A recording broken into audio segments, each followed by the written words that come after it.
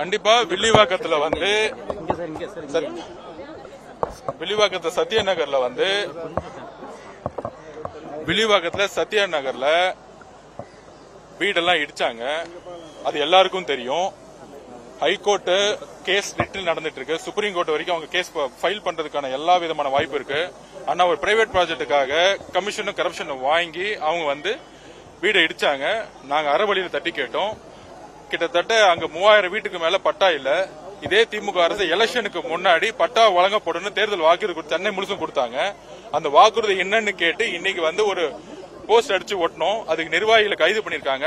கண்டிப்பாக நாளைக்கு அறவழியில ஒரு மிகப்பெரிய ஆர்ப்பாட்டம் தலைவர்கிட்ட கேட்டு வில்லிவாக்கத்தில் நடக்கும். சட்ட ரீதியான போராட்டத்தில் அவங்க யாரெல்லாம் கைது செய்தாங்களோ அவங்க நாங்க உடனடியாக கோர்ட்ல நாங்க அப்பீல் பண்ணி நாங்க அவங்களை வெளிக்கொண்டதுக்கான எல்லா முயற்சிகளும் செய்வோம். இந்த அராஜக போக்க தயவு செஞ்சு முதலமைச்சர் அவர்கள் நிப்பாட்டும் நாங்க கேட்டுக்கிறோம். அதே மாதிரி தாவேகாவுக்கு ஆதரவு தெரிவிக்கிறவங்க